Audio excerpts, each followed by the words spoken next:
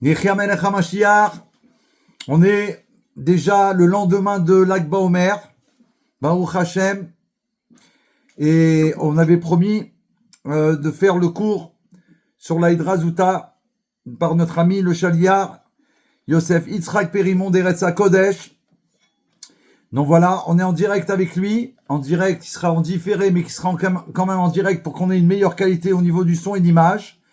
Donc à tous, soyez les bienvenus, ceux qui partageront ce cours. Non seulement il faut le voir, il faut le partager, c'est très important. Et pas seulement aux enfants d'Israël, à tous vos amis, à tous vos contacts, puisqu'on a appris, vous le savez déjà, depuis 2 ans, on travaille énormément là-dessus, grâce au Rav Ginsburg à Malach, de diffuser à toutes les nations du monde les plus grands secrets de la Torah, pour que cette 4e révolution, elle se réalise, et pour obtenir la révélation du roi Mashiach immédiatement. Amen. Yosef Yitzhak, comment vas-tu? Bienvenue. Comment ça va, frère de la Géoula? Ça va, Baruch Hashem. Baruch Hashem, ça fait un grand plaisir de te voir, surtout après l'Ag BaOmer. Ah ouais, moi aussi. Hein. Incroyable. Que Dieu soit béni, vraiment. Qu'on soit ensemble jusqu'à la Géoula. Amen. Amen. Et après aussi. Et après aussi, ouais, parce que ça s'arrête pas là. Ça va commencer là, notre vraie histoire. Tu as raison. Magnifique. Alors, on y va. Donc, on rappelle le titre. La 6e étape. La 6e étape de la Géoula, qu'on a déjà développée la semaine dernière. Et auparavant, il y a environ un mois, tu avais développé déjà le processus des 7 étapes de la délivrance. D'accord? Tu les as développées par rapport aux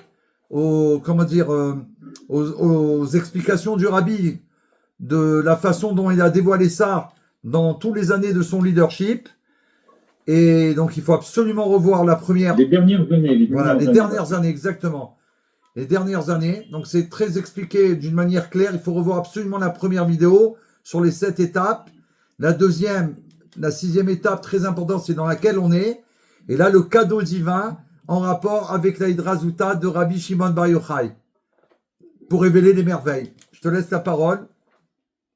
Ok. Et si c'est possible, voilà, le plus possible, si tu peux, de mots en français pour nos frères. Et comme il y a beaucoup parmi les nations du monde... Reprends-moi parce que je ne me rends pas compte. Pas de problème. D'accord. On y va. À toi de jouer. Et à une grande atzlara. Pour tous ceux qui vont entendre. Amen. Ok. Alors, donc ce soir, on va parler un peu de la Hydra Zouta. La Hydra Zouta, c'est littéralement, ça veut dire la petite assemblée. C'est l'assemblée réduite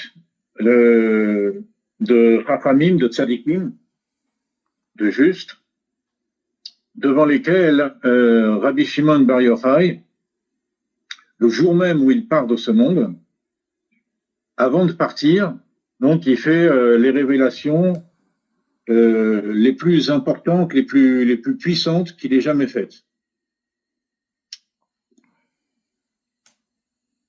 Alors,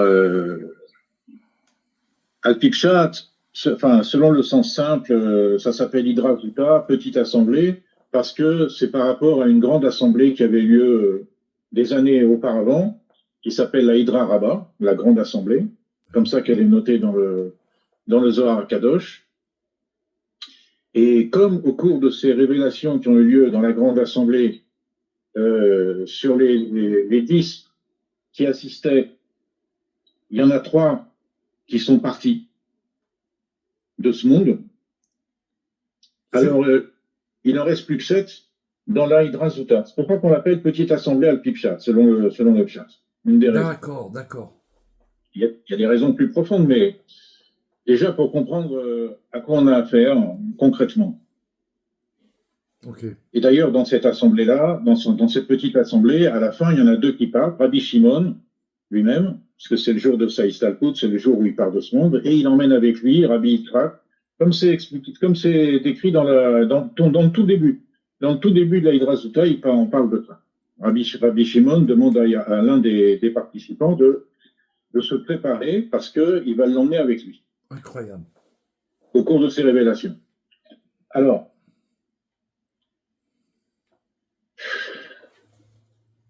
donc,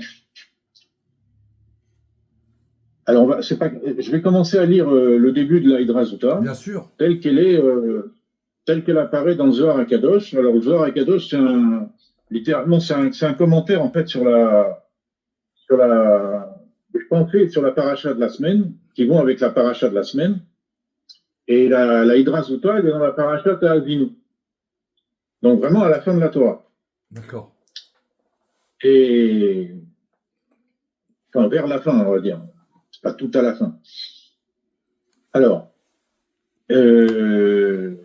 donc, c'est marqué comme ça. Ça commence comme ça. Behaou Yoma, ce jour-là, c'est-à-dire le jour de l'Akba Omer, le jour du dévoilement de toutes ces choses-là, c'est marqué Behaou Yoma di Rabbi Shimon Baal Istalka Minalma, où Rabbi Shimon a eu la nécessité de partir de ce monde. Donc, Vava Mesader Miloy, il mettait en ordre, disons, prosaïquement, ses affaires, quoi. Itkanashu Chavaria, ses amis sont rentrés. Ses amis, c'est les grandes sadikim. Ils suivaient ses enseignements. Itkanashu Chavaria, les Rabbi Shimon. Ils sont rentrés dans la maison de Rabbi Shimon, donc là où il était. Ve'avo Kame, Rabbi Elazar, Béré. Il y avait devant lui Rabbi Elazar, son fils, Rabbi Abba et Rabbi Abba.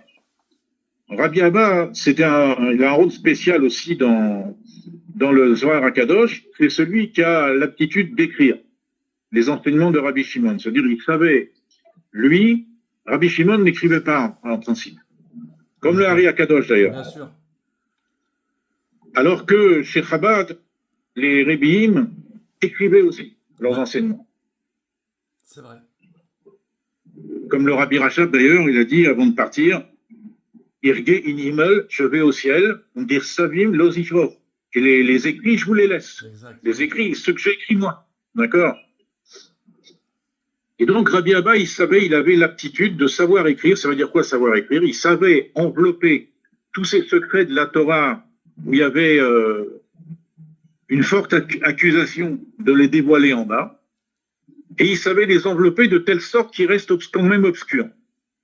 Et qu'ils ne puissent se révéler qu'à des personnes qui étaient préparées de longue date à examiner de telles choses. Voilà. Donc il y avait Rabbi Abba aussi, Vesha, Chavaria et le reste des Chaverim. Le reste des Chaverim. Ve'ava Malia Beta. Et la maison de Rabbi Shimon était remplie. Zeki Fenoi Rabbi Shimon a levé ses yeux. Ve'chama Deitmale Beta. Il a vu que sa maison était remplie. Wow.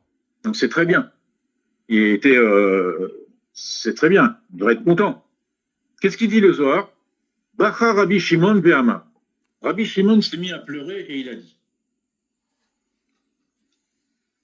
Donc il s'est mis à pleurer, apparemment c'est pas une bonne chose. Ah ouais. Et il a dit, Bismana Akara, dans un autre moment, c'est-à-dire antérieurement, Ouais. Kad Avina Bebe Merai, Ava Rabbi Pinchas Ben Yair Kamai. Quand j'étais dans dans cet autre endroit-là, en quelque sorte, il y avait Rabbi Pinchas Ben Yair devant moi. Ve'ad deberirna durtai, donc Bebe Merai, c'est quoi? J'ai oublié de le traduire. À Méron, oui. C'était le moment de l'Aïdra Rabbah, d'accord? Maintenant, il dit il y avait Rabbi Pinchas Ben Yair devant lui. Qui c'est Rabbi Pinchas Ben Yair, juste pour savoir? C'est son beau-père. D'accord. D'accord? Vea debarirna durtai orichuli adashta. Et jusqu'à ce que je puisse éclaircir mon chemin, on m'a prolongé les jours jusqu'à maintenant. Alors, qu'est-ce que ça veut dire, ça? C'est sur ça qu'on va s'arrêter. Donc, on va pas aller D'accord. très loin dans la Hydra Zouta, parce que la Hydra Zouta est très technique. En fait, la Hydra Zouta, comme la Hydra Rabbah d'ailleurs, qui est très technique aussi, c'est expliqué longuement dans le Metzraïm, du Hari Akadosh. Mais nous, on va essayer de comprendre quel est le maout de ça, quelle est la, comment ça s'appelle, comment on peut dire, hein? L'essence? Oui, c'est-à-dire que, qu'est-ce qui a motivé tout ça? D'accord. Il y a une motivation profonde. Avant de rentrer dans la technique et d'expliquer des choses, de révéler des choses, je veux savoir pourquoi ces choses ont été révélées, ont dû être révélées, d'accord? Et c'est ça qui va nous occuper un peu ce soir. Très bien. Donc, il dit comme ça, bon, déjà, il voit que qu'on reprend, la maison de Rabbi Shimon était remplie de ses amis, Et qu'il n'est pas content, apparemment. et qu'en fait, c'est pas qu'il n'est pas content, c'est pire, il en pleure. Il en pleure. Il en pleure, apparemment, il devrait être très content. Et que tout le monde vienne le voir, etc., alors qu'il était, voilà, il se préparait à partir de ce monde. Il est content d'être accompagné, normalement. Ben non, il pleure. Et il dit, dans un autre moment, au moment de la Hydra Rabbah, eh bien, il y avait Rabbi Pinchas Ben Yair devant moi, et jusqu'à ce que mon chemin s'éclaircisse, c'est-à-dire mon chemin, hein, il veut dire par là, mon chemin, hein, c'est-à-dire ma place, vers la place vers laquelle je dois me diriger dans le Gan Eden. Eh bien, Ori Chulia Adashta, on m'a donc prolongé les jours jusqu'à maintenant. Qu'est-ce que ça veut dire? Je crois qu'on a là. Voilà, on va continuer quand même un peu. Donc, on lui a prolongé les jours jusqu'à maintenant. Pourquoi? Pourquoi? Parce que, en réalité, avant la Hydra Zouta, quelque temps avant, Rabbi Shimon est tombé très gravement malade. D'accord. Et il est tombé malade au point, hein, en fait, de mourir. D'en mourir de ça, pratiquement. D'accord? Et en fait, Banès, il a été sauvé par Akadosh Baruch Hu, lui-même, comme on va le voir après. D'accord? Et donc, c'est ça qu'il est en train de dire. On m'a prolongé les jours jusqu'à maintenant. D'accord? C'est-à-dire, après qu'il ait été gravement malade, on lui a prolongé ses jours et qu'il a fait le birour pour avoir sa place dans le Gan Eden. Et donc, on lui a fait le birour jusqu'à maintenant. Et il dit, le Tavna, et lorsque je suis revenu, c'est-à-dire revenu de quoi? De cette épreuve où j'ai failli mourir. Qu'est-ce qu'elle fait? Ah non, ça va pas ça. Attends une seconde, je suis obligé de m'interrompre. Ouais. On est en live, différé live bien sûr, mais avec Yosef Srak pour commenter. Il nous commente la Hydra Zouta de Rabbi Shimon Bar Yochai, le dernier instant avant de partir. Il a révélé les plus grands secrets du monde. Et là, il est en train de développer une petite partie, bien sûr, qui nous concerne par rapport à la sixième étape de la Géoula. On va le voir, il faut suivre jusqu'au bout. Pour l'instant, grâce à Dieu, c'est clair, c'est en bon français, Baruch Hashem. Voilà, on continue. Ouais, je suis désolé. Hein. On est au Alors, donc Rabbi Shimon, il dit, quand je suis revenu, sous-entendu de cette épreuve où j'ai failli mourir, ouais. Asrar Esha Mikamai, j'étais entouré d'un feu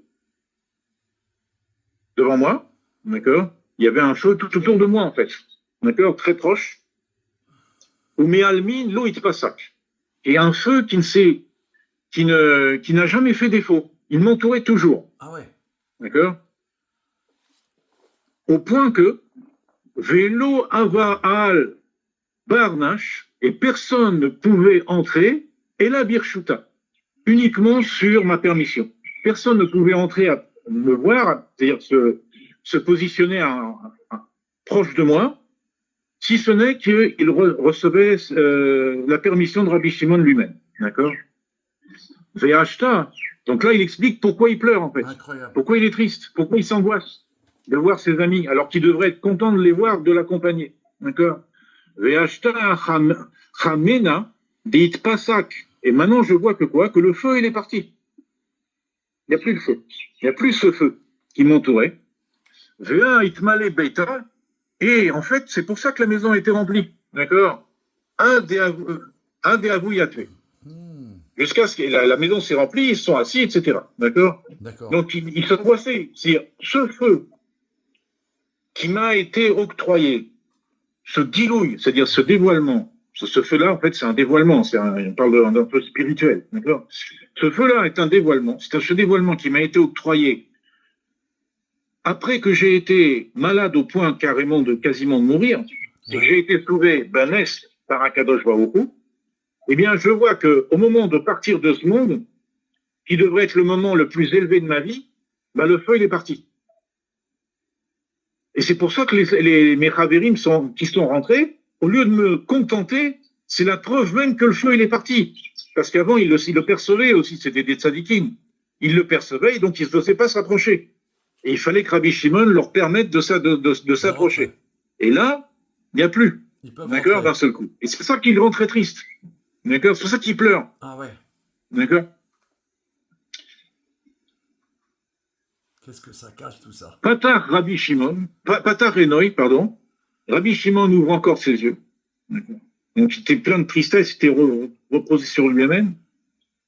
Il ouvre encore une fois ses yeux. Vehama, Madehama. Il a vu ce qu'il a vu. Veasar Esha Bebeita. Et le feu l'entourait dans sa maison. Donc, le feu est revenu. D'accord. Donc, le feu est parti. D'accord? Et le feu est revenu. D'accord? Alors, le feu qui est parti, c'est un feu qui l'entourait Mikama, c'est-à-dire à proximité. D'accord?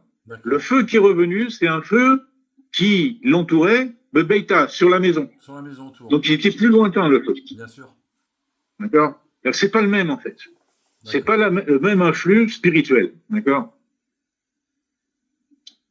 Alors, je regarde si on lit encore.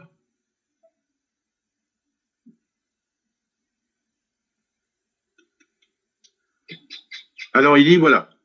Donc, quand le feu est revenu, du coup, les Chaverim qui étaient dans la maison, qui étaient venus le voir et qui étaient, en fait, qui ont provoqué sa tristesse, son immense tristesse, son désespoir de voir ce feu partir, ben, quand le feu est revenu, du coup, à cause de ce guilouille, de ce dévoilement, ils sont sortis. Nafku Khuleu. Ah oui. C'est marqué, ils sont tous sortis. D'accord? Vishtaru Ribi Al-Hazar, Béré, et qu'est-ce qui est resté? Son fils Rabbi Al-Hazar, et Rabbi Abba. Et Rabbi Abba, Richard Chavaria, Yatvu Abarai. Et le reste des amis, c'est-à-dire le reste des amis, c'est comme ça le rapport qu'ils avaient, c'était un rapport d'être entre amis. C'est ça. D'accord? C'était pas un rapport de maître à élève, vraiment. C'était des Chaverim. D'accord? Et donc, le reste, c'est pas possible. Il faut que je... Baruch Hashem, il faut être branché Géoula parce que là, c'est exceptionnel. Il nous amène peu à pas dans le Zohar de la Géoula. Le Zohar Akadosh, Baruch Hashem, pour le mérite de Rabbi Shimon Bar Yochai, qu'on a fêté tous dans le monde entier hier. Des millions de parades. On continue. Donc là, ils sont sortis. Ceux qui ont vu le Voilà. feu, ils sont sortis. Donc Sauf les Elazar, Chaverim, en dehors de Rabbi Elazar et Et de Rabbi Rabbi Abba. Abba, ils sont sortis. D'accord? Parce qu'ils ne pouvaient pas supporter le trop puissant. dévoilement. Trop puissant.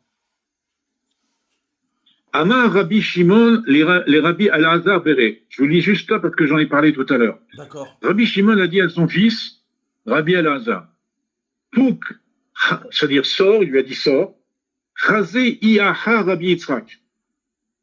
Sors, va voir s'il y a là-bas, parmi eux, Rabbi Yitzhak, qui serait resté. D'accord? Ve'ana Amar Vanale, parce que je suis lié à lui. J'ai dit tout à l'heure qu'il allait partir Rabbi Shimon, Lag Baomer. Il n'y a pas que Rabbi Shimon qui est parti, il y a aussi ce Rabbi Yitzhak. Exact. D'accord? Emale d'Issader Miloy, dis-lui qu'il arrange aussi ses affaires, d'accord? Parce qu'il va partir. Ah ouais. Il va partir avec moi, d'accord? Le Yetiv, les Gabaï, Zaka Khulke, et qu'il s'assoit devant moi, d'accord? À côté de moi plutôt. Sa part est méritante de partir comme ça. Ah ouais. Il dit sa part est très méritante de partir comme ça. Bon. On va s'arrêter là pour l'instant dans le texte de l'Aïdra Souta. Et on va revenir à ce moment très important où il dit jusqu'à tant que après avoir été malade Oui. et avoir été sauvé par Akadosh Baruch Hu d'une manière miraculeuse, d'accord. Il dit et d'avoir donc par ce sauvetage-là en plus bénéficié d'un birour, c'est-à-dire il savait où était sa place dans le Gan Eden. D'accord. Sa place dans le Gan Eden, d'ailleurs, elle était avec Achia Ashiloni, Waouh. qu'on appelle le Baal Chai. Achia Ashiloni, Baal Chai, dans son nom, il y a les rachetébot de Chaya Yechida, Ah oui.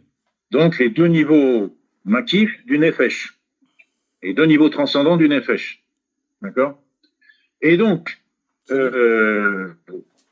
il avait donc, au moment où il a été sauvé de sa maladie qui devait le faire partir, qui était mortelle, de son état mortifère, il a été sauvé. Il a eu sa place su où il était sa place dans le Gan Eden, ce qu'il attendait au Gan Eden. Et en même temps, il a bénéficié d'une des caractéristiques de son maître, c'est-à-dire de Achia Ashiloni, avec lequel donc il s'est lié comme ça par cette clarification. Mais pardon. Et il a reçu son premier feu. C'est pour ça que ce premier feu-là, Oui. il l'entourait de près. D'accord. Qu'est-ce que c'est que ce premier feu qui l'entourait de près? C'est un or Sovev qui l'entoure, Sovev. D'accord. C'est un or transcendant, Ouais. d'accord? Et qui est le or de Chaya chez Banefesh. Le or de Chaya. Incroyable. D'accord? Le or de Chaya s'est dévoilé. D'accord? Et quand, ici dans la Hydra Sutta, il s'attriste parce que ces Chaverim sont rentrés dans la maison sans sa permission, et qu'après, il voit que le feu est revenu. Ce feu-là qu'on a dit qui était de nature différente, Oui. c'est le feu de Yechida. Yechida chez Banefesh. D'accord? Donc il reçoit les deux. Donc ça veut dire ça, il était complet, voilà. Mais Et grâce à ça, comme il va le dire lui-même, il va pouvoir dévoiler des choses dans la Hydra Sutta qui étaient cachées dans son cœur. J'arrête de lire dans le texte parce que ouais. ça va être trop long. Je le dis comme ça, Balpé. Des choses qui étaient cachées dans son cœur jusqu'à maintenant et qui sont tellement fondamentales et tellement profondes qu'il pensait partir avec ces choses pour les révéler dans le monde, au Gan Eden, avec les tzadikim du Gan Eden. D'accord? Il ne pensait pas qu'il allait pouvoir révéler ces choses dans ce monde. Incroyable. OK? Alors maintenant, ce qu'on va essayer de comprendre, hein? Non, je voulais juste, si tu peux pas répondre, il n'y a pas de problème. Tu as dit que son maître, c'est Achia de Shiloh. Là, ça veut dire qu'il est devenu son maître, parce que lui, c'était oui. Dans le... Voilà, il est devenu à ce moment-là. Il est devenu, bien sûr. Parce qu'avant, il avait son maître, c'était Rabbi Akiva. Et là, tout d'un coup, oui, bien sûr. C'est quelque chose de Hadash. Oui. D'ailleurs, à quel point son maître est Rabbi Akiva, si on écrit Rabbi Shimon Bar Yochai, comme c'est écrit ici, eh bien, c'est Gematria 5 fois Akiva. Ah ouais, d'accord. Ça veut dire que tous les niveaux de son âme étaient imprégnés, les 5 niveaux de son âme étaient imprégnés de Rabbi Akiva. Ah ouais, d'accord. D'accord? Énorme. Alors, donc, Achia Shiloni jouait un rôle fondamental, puisqu'il était avec Moshe Rabbeinu, etc. On va le retrouver, c'est le maître d'Eliyahu Hanavi, on va le retrouver avec le Baal Shem Tov Akadosh. C'est lui qui va lui enseigner la Torah pendant 10 ans, 3 heures par jour, pendant 10 ans dans la montagne. Il va lui enseigner le pshat de la Torah al-Pisod. Et ça va mettre 10 ans pour faire toute la Torah. Et quand ils arriveront à Léhéné Koil Israël à la fin de la Torah, on va lui demander au Baal Shem Tov Akadosh, il y a tout un victoire, toute une discussion avec son maître, Achia Shiloni, pour qu'il se révèle. Le Baal Shem Tov ne voulait pas, parce qu'il avait peur de perdre ses madrigotes, etc. et tout ça. Bon. Alors maintenant, ce qui va nous intéresser, nous, on va mettre l'accent sur le moment où Rabbi Shimon, il était malade. D'accord. Donc avant la Hydrazuta. D'accord? D'accord. Alors, cette chose-là, on la trouve aussi dans le Zohar HaKadosh, mais pas dans la Hydrazuta, parce que ça s'est produit bien avant. D'accord? Pas dans la Hydrazuta, on trouve dans les Tosafot des parachutes de Varim du Zohar. Et qu'est-ce qui est marqué là-bas? Tanour Rabanan. Alors là, on n'est plus dans la Hydrazuta, D'accord. donc on est dans un événement qui précède la Hydrazuta de plusieurs ans. Alors, c'est marqué comme ça. Tanour Rabanan, nos maîtres ont enseigné que chez Chala Rabbi Shimon, lorsque Rabbi Shimon est tombé malade, Oui. voilà, on y est dans le problème, d'accord? Que chez Chala Rabbi Shimon Bar Yochai, les Kamé sont entrés devant lui, Rabbi Pinchas c'est Rabbi Pinchas Ben Yair, Ben Yair. d'accord? C'est-à-dire son beau-père, dont on a parlé tout à l'heure. Ouais, ouais. Rabbi Chia, qui était un de ses élèves aussi qui ont assisté à la Hydra Araba, Rabbi Abba qu'on connaît, qui c'est celui qui sait écrire, d'accord? Et ils lui ont dit donc, ces trois qui sont rentrés, Rabbi Pinchas Ben Yair et Rabbi Chia et Rabbi Abba, qu'est-ce qu'ils ont dit?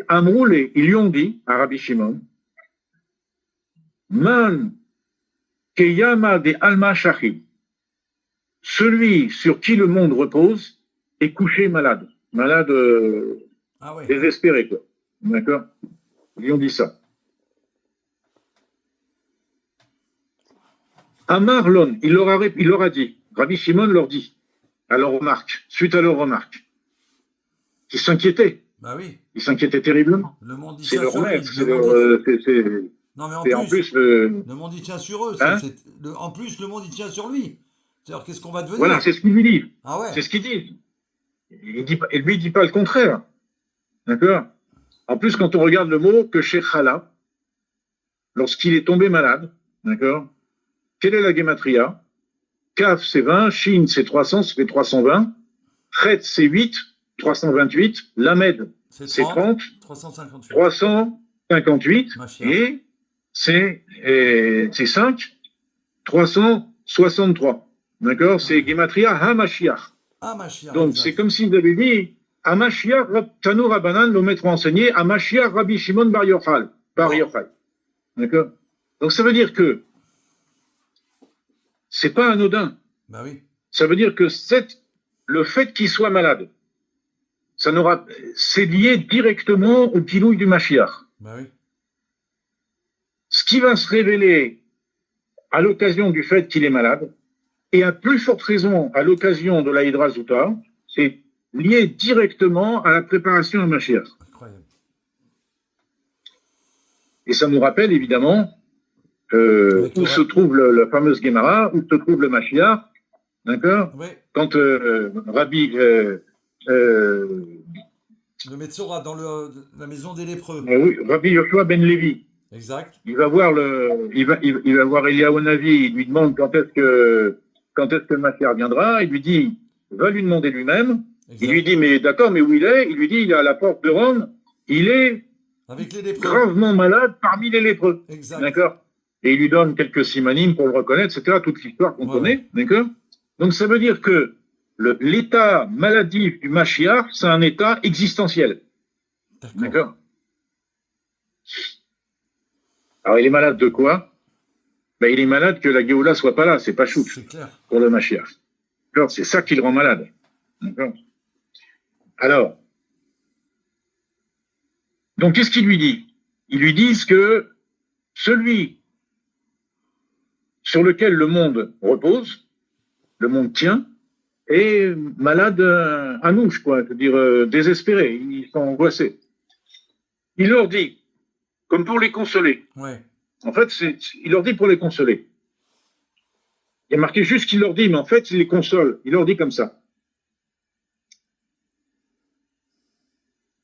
Lo bedina de le'ela ma'enin bedin bedinai. Il dit, c'est pas le beddin dans le haut qui va s'intéresser à mon cas. Quoi? Il leur répond, pour les D'accord. consoler. Il dit, c'est pas le Beddin d'en haut qui va s'intéresser à mon cas. Dea, Ana Chazé, car je vois des leit Ana, Mitaev, les Malachia, car je vois que mon cas n'est pas transmis aux anges ou les Dayanés des Leïla et aux juges d'en haut. Mon cas n'est pas transmis ni aux anges, ni aux juges d'en haut. Alors, on va comprendre Ouais, qu'est-ce que ça veut dire tout dire? ça. Bah oui, D'accord? cette histoire-là. En quoi il y a une consolation dans tout ça? Pourquoi? Il donne la raison. Des Ana, parce que moi, il dit, Lav Tish'ar Bene Nasha. Je ne suis pas comme le reste des hommes. Je suis différent du reste des hommes. Wow. Et parce que je suis différent du reste des hommes, eh bien, mon cas, alors que je suis en train de mourir, mon cas N'est pas rappelé là-haut. ne va pas être jugé par le Beddin d'en haut, le tribunal d'en haut, le tribunal céleste, ni même par les anges de Dieu, non plus. Enfin, pas par les anges et pas même par le tribunal céleste. Ouais. Et là, Aïdina Dili, mais mon din, mon jugement, d'accord, Kutsha Berihu Daini, c'est Dieu lui-même qui va le juger. Mon jugement, c'est Dieu lui-même qui s'en occupe. Incroyable. Un peu comme dans la sortie d'Égypte, on Exact, voit, c'est ça. on est sorti pas à lieu des malars, pas à lieu des faits, c'est Akadosh Baruch Hu lui-même qui a, d'accord? Et il dit, là, mon jugement, c'est Dieu lui-même qui s'en occupe. D'accord? Bon. Kutshaberu Daine, Velav Bedine. C'est Akadosh Baruch Hu qui va me juger, et c'est pas le Beddin. D'accord. C'est pas un Beddin qui me juge, d'accord? Pas un Beddin non. C'est spécial, Rabbi Shimon. Au-delà des merveilles. Ve'ainu, et il dit, à quoi ça ressemble ça? Pourquoi je suis sûr de ça? Pourquoi Rabbi Shimon dit, je sais que c'est comme ça? Il dit, parce qu'il y a des précédents. Quel précédent? Et Amar David, ici il parle de David Améler, car ce que David a dit, donc bien avant, hein, des siècles avant, d'accord? David a dit, le Baouté Kame, Shafteni Elohim.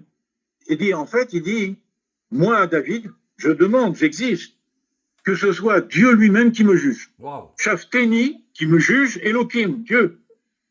J'ai entendu, comme il a dit Rabbi Shimon, pas une autre instance. Exact. Pas une autre instance créée, mais Dieu lui-même. D'accord? Vechen Shlomo, et aussi Shlomo Amelech. Ah ouais. Amar, Laasot Mishpat Avdo, ou Bilchudoy, Velo Achara. Celui qui fera mon jugement, ce sera lui uniquement, lui Dieu, ouais. et pas quelqu'un d'autre, pas autre chose. D'accord? Donc, c'est intéressant parce que David et Shlomo, c'est par eux que vient Mashiach en plus. C'est intéressant. Hein? Je dis que c'est intéressant. Oui, tout ça, c'est un rapport direct. clair. Donc, il dit comme ça, ces deux premiers rois d'Israël, d'où doit sortir le Mashiach? Oui. D'accord? C'est eux qui portent. Il y avait Shaoul avant. Oui. Et Shaoul ne lui donne pas le Mashiach. D'accord? Mashiach, c'est de roi David par son fils Salomon. C'est pas bien d'eux. Les deux premiers, d'accord, en tant que roi d'Israël, ils demandent ils demandent eux d'abord à être jugés par Dieu. Et pas par autre chose. Pas par une autre instance. Et Rabbi Shimon, en fait, il s'appuie sur ça. Ah ouais. Il s'appuie sur ce précédent qu'il y a eu avec David Amelech et Shlomo Amelech, de demander d'être uniquement jugé par Dieu. Donc, pour l'instant, on ne comprend pas très bien tout ça. Parce qu'à la limite, être jugé par Dieu, c'est pire que d'être jugé par un Beddin. D'accord? Ouais, parce que c'est l'absolu. C'est plus grand, c'est plus effrayant, c'est plus... voilà. Ouais. D'accord? Ben ouais. Mais lui, il dit ça pour les consoler. D'accord? Entre parenthèses, oui. On voit la même chose se reproduire avec le Admour Azaken et le Admour Emtsai. Quand ils ont été emprisonnés, ouais.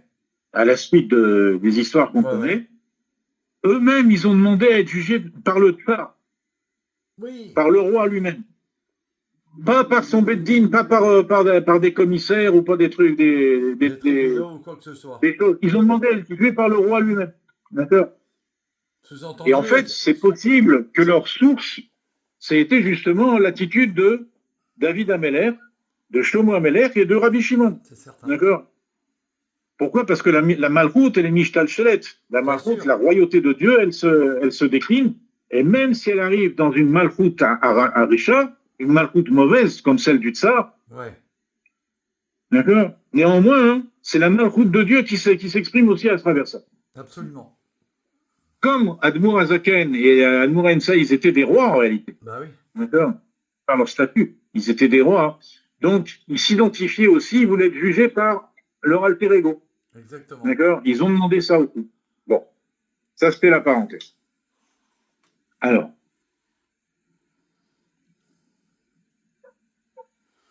Maintenant, il explique, Rabbi Shimon, en quoi, contrairement à ce qu'on pourrait penser, c'est mieux d'être jugé par Dieu que par les instances que Dieu a créées, comme les malachim ou le beddin, d'en haut. D'accord. Il va expliquer. Voilà, il explique. Deatnan, car on a enseigné que chez Adam Shachiv, quand quelqu'un est couché donc en train de rendre l'âme, quoi. Ouais. Il est en train de rendre l'âme, donc pour rendre l'âme. Bedina dileela mistaklin bedinoy. Le tribunal d'en haut regarde tous ses défauts, tout ce qui lui est reproché, tout ce qu'on peut lui reprocher. Il le scanne, Ah bon, d'accord. Ah ouais. Et en le scannant, effectivement, il trouve des trucs, d'accord. Comme on dit, un tzaddik ba'aretz, il n'y a pas de tzaddikim sur la terre, donc Ouais. ça veut dire que tout le monde, quelle que soit sa madriga, s'il se fait scanner par le beddin, ils vont trouver quelque chose. C'est clair. D'accord. Alors il dit, Itmineon notin lechazrut. Il y en a qui vont, parmi ces juges, parmi ce tribunal, qui vont donc qui vont déclarer que la personne est méritante.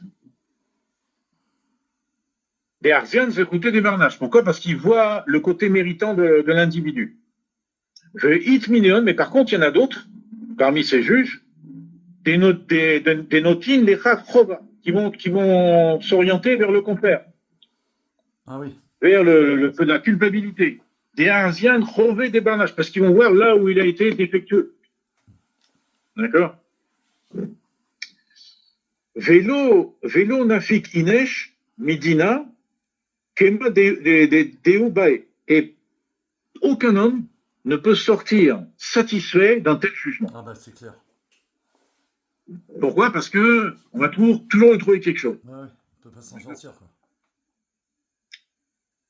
Déjà qu'on n'arrive pas là.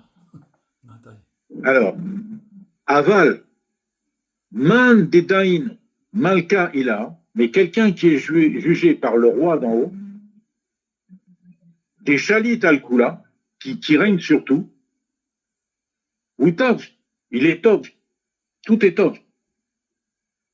Velo yachil le mehevele le inas baoudina bartav. Et on ne peut décréter à propos de cet homme qui est en train d'être jugé par Dieu, cette fois-ci, que du tov. Parce que chez Dieu, il n'y a que du tov. Bah ouais. Et donc, il va y avoir que du tov aussi, chez lui. D'accord? Chez l'individu qui est jugé. Bah oui, parce qu'il voit que le bien, puisqu'il y a que du bien. Alors, Maïtam, maintenant il va dire pourquoi c'est comme ça. Il a commencé à expliquer, c'est-à-dire il explique qu'en fait, quand on est jugé par Akadosh Baruch Hu, en vérité, il voit que du bien. on sort zoté, on va voir que c'est même plus que zoté. Ah ouais. D'accord? On sort méritant, on sort plus que ça encore. Oh, d'accord? Alors, il dit comme ça. Et maintenant, il explique pourquoi c'est comme ça, pourquoi il n'y a que du tov. D'abord, il explique que être jugé par Dieu, ça donne que du tov dans le jugement. Et donc, on va sortir satisfait. D'accord? Qu'est-ce que ça veut dire, on va sortir satisfait? Ça veut dire, on va sortir en Géoula. C'est ça. C'est ça. C'est ça que ça veut dire. C'est ça. Parce que tant qu'il y a des accusations, on ne peut pas être en Géoula. On ne peut pas recevoir ça. Tant qu'on trouve du digne, etc., d'accord? Frère Shalom, à ce moment-là, hein, on est retenu par l'étroitesse de la galoute. D'accord? C'est ça. Et donc, on ne peut pas sortir vraiment en Géoula. Pour sortir en Géoula, il faut être jugé par Dieu. D'accord? Et en fait, juste avant de continuer, et là, on va essayer de comprendre d'aborder ce qu'on disait tout à l'heure. Ouais. Quelle est la motivation profonde de tout ça? C'est que Rabbi Shimon Bar Yochai met à notre disposition, si on peut dire, par son attitude, parce qu'il est en train de vivre, Dieu lui-même, pour nous sortir de l'exil, C'est ça. pour nous amener en Géoula. D'accord? C'est-à-dire, il est tombé malade de désespoir que la galoute se prolonge. Sa récompense, c'est d'être jugé par Dieu. Et non seulement d'être jugé par Dieu, mais de révéler tout ça. Et du coup, nous, on peut aussi, en s'emparant, en tentant et en s'emparant de toutes ces révélations, on peut sortir en Géoula. C'est pour ça qu'il y a marqué dans le Zohar, dans Shemot, quelque chose de très connu, que le rabbi citait dans les Sichot, que c'est par ce livre-là, le Zohar Akadosh, qu'on va sortir de Rachamim, c'est ça. de la galoute. Berachamim Darka. Berachamim. Il n'y a pas de din. Il n'y a pas de din. Pourquoi? Parce que c'est Akadosh Baruch Hu lui-même. Qui nous D'accord? juge. Et Bah, comment bah. et quoi Akadosh Baruch Hu lui-même? C'est Akadosh Baruch Hu, par le fait qu'il a été intégré par notre conscience, d'accord? Qui fait qu'on sort de la galoute de Rachamim. Amen. Alors, Donc c'est ça qu'il veut obtenir apparemment pour nous en fin de compte. et ça, c'est un Messirut Nefesh, C'est ça. d'accord, qu'il a fait, et qui veut donc mettre à la disposition du peuple juif et donc de l'humanité la possibilité de sortir, et de l'humanité et du monde entier, Ben oui. et de tous les règnes en réalité, de sortir en Géoula. D'accord? Alors, attends, j'ai perdu la ligne. Alors il est comme ça. Maïtama, quelle est la raison pour laquelle c'est que du tov avec Dieu? Ouais. Contrairement donc avec le tribunal d'en haut ou les malachim. Deatnan, Mechilin de Malka, Mechilin de Malkaina, Natu l'isruta tadir. C'est-à-dire, les midotes de Dieu tendent toujours vers le fait de trouver la personne méritante. Toujours. D'accord? Vehu, Kule, Tzad, des Rahmanuta. Et tout est, il est que du côté de la miséricorde. Tout ce qu'il est, Dieu, c'est de la miséricorde. Il y a une autre version qui dit des Mehem Nuta. Tout ce qu'il est, c'est du domaine de la croyance. Oui, Memouna. Ubeyado, et Ubeyadoy, dans sa main, les Shafka Ratin Vechovin. Et donc, il a dans sa main la possibilité, donc, la capacité, Ouais, Dieu, ouais. d'excuser, de pardonner à ceux qui ont fauté et ceux qui sont redevables vis-à-vis de la Torah de Dieu, vis-à-vis des autres créatures, des animaux, etc., de tout ce qu'il y a dans le monde. D'accord?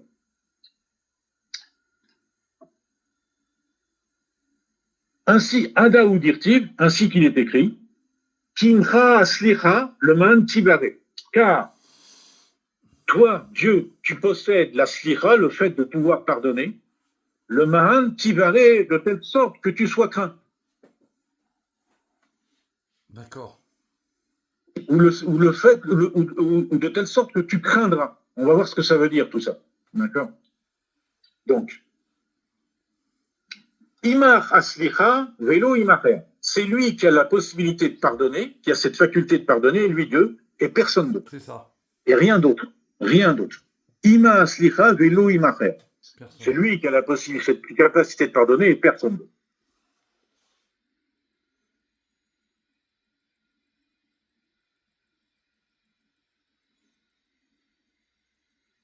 Et Ubeginkar, Baena Kame, des ou Yehe, Dayan, Dinaï. Voilà. On va s'arrêter là. Et c'est la raison pour laquelle il exige en quelque sorte à Kadosh Baruch Hu de paraître devant lui, devant Dieu, et que c'est lui qui va donc Me juger. s'occuper de son cas. D'accord, le juger. Alors, si on fait bien attention, ici, Rabbi Shimon, il détaille, quand il parle de Dieu, qu'il voit que du Tov, en fait, ici, 3 madrigotes dans ce Tov 3 niveaux. que Dieu peut faire. 3 niveaux. D'abord, il dit, ces midot, les midot du roi, les midot de Dieu, donc, tendent vers le srout, le mérite, rendre la personne méritante. D'accord, première chose. Il va apparaître comme la personne méritante. Il faut qu'on fasse pareil. Toujours, d'accord, constamment, d'accord, toujours. Tout le temps, constamment. Ensuite, il dit, il est rempli de rachmanout, de rachamim. Bravo. Il est rempli de miséricorde, d'accord, et donc il a la possibilité donc de pardonner les shavaka, c'est-à-dire pardonner chataïn vechovin, toutes les fautes, toutes sortes de fautes, toutes sortes de manques qu'on avait. Donc il y a 3 choses. Rendre méritant. On est zoré, on a le scout, on bénéficie des rachamim d'Akadosh Baruch Hu, et finalement, il nous pardonne tout, nous excuse tout. D'accord?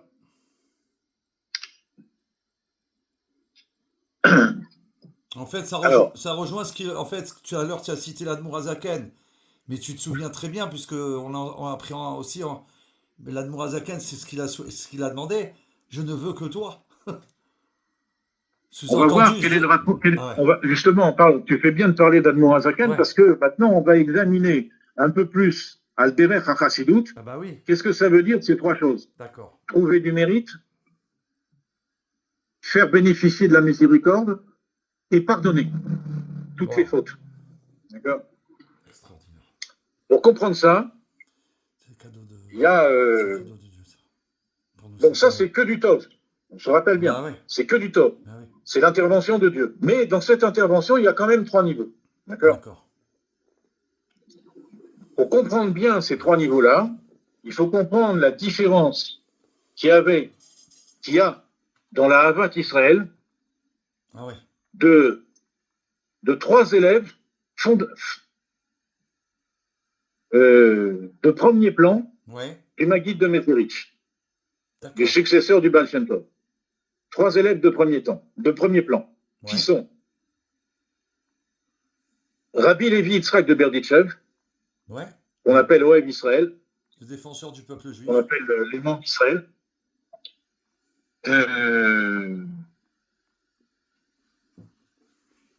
Je trouve. Rabbi Zouché? Non. Oui, Rabbi Zouché, Rabbi Zouché d'Anipoli? voilà, Rabbi Zouché d'Anipoli, d'accord, et le Admour Et Azaken. l'Admour Azaken.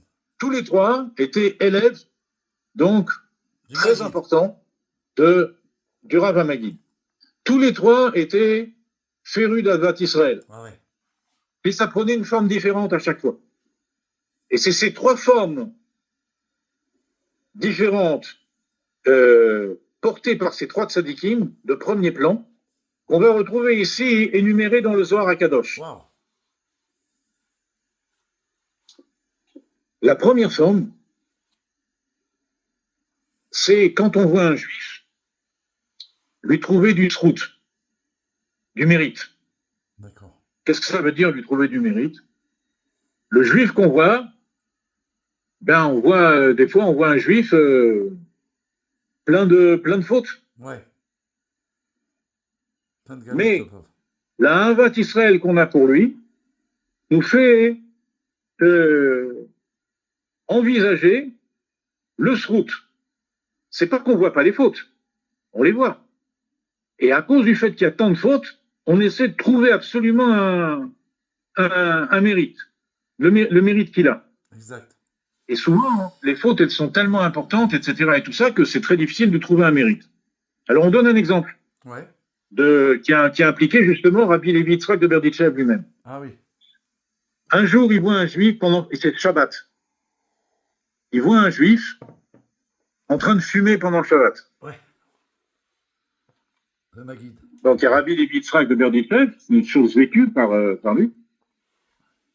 Il est avec ses élèves et il voit un juif qui fume pendant le Shabbat. Qu'est-ce qu'il fait? Il s'approche de ce juif, il lui dit, gentiment, il lui dit, Yid, juif, tu sais que c'est Shabbat aujourd'hui? Et le juif, il lui dit, oui, il annonce, il dit, oui, je sais. Rabbi Levi Yitzhak continue, tu sais que c'est interdit de fumer Shabbat? Et le juif, il lui dit, oui, je sais. Il lui dit pas avec effronterie, il lui dit, je sais, genre, Ouais. je suis prisonnier de mes passions, quoi, qu'est-ce que tu veux que je fasse? Je sais tout ça, mais voilà, c'est comme ça. Et Rabbi Levi Yitzhak, à ce moment-là, il rejoint ses élèves qui sont restés là où il était, il a fait séparé de quelques pas de ce juif, et il leur dit comme ça, il se tourne vers Dieu, devant ses élèves, il dit, à créateur du monde, il dit, regarde comment sont les juifs que tu as choisis, comment ils sont merveilleux. Dans n'importe quelle circonstance, ils disent toujours la vérité. Incroyable. Ce juif qui transgresse Shabbat, il reconnaît que c'est vrai, il dit la vérité. Ouais. Voilà, le srout qui lui trouve. Extraordinaire. D'accord? Donc ça, c'est le premier niveau.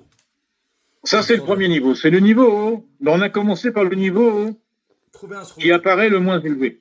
D'accord? Ensuite, il y a la Havat Israël de Rabbi Zushia, d'Anipoli.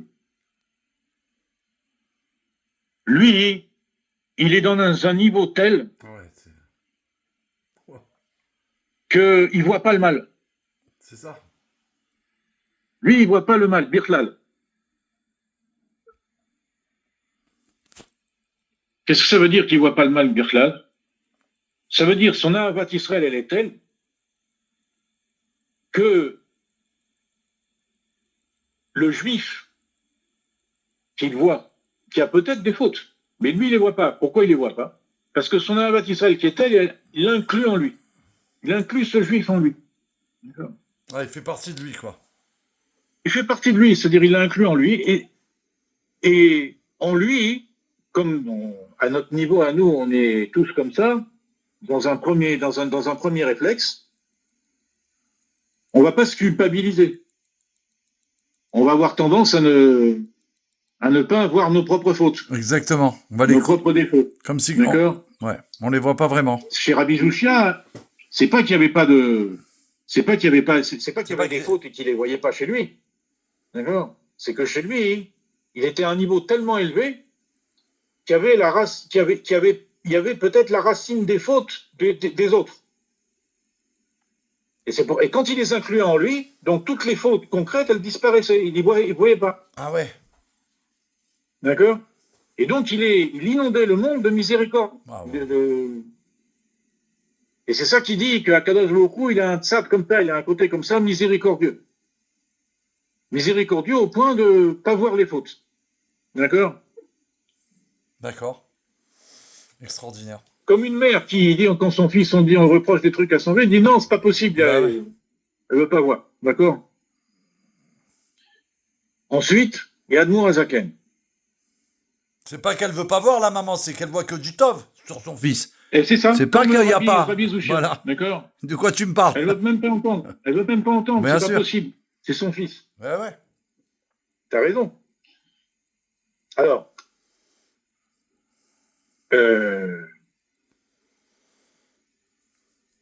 maintenant il y a Admour Azaken. Admour Azaken, qui est ici le niveau le plus élevé, qui est le niveau de la slicha, le niveau où Akadosh Baruch Hu est capable de pardonner. Pardonner quoi? Les fautes. Ouais. Pour pardonner les fautes, il faut les voir, pour en avoir confiance. Ouais. Donc, comme dans le premier niveau avec Rabbi Levi Yitzhak de Berditchev, c'est pas que Admour Azaken il voit pas les fautes, au contraire, il les voit. D'accord? Ouais. Mais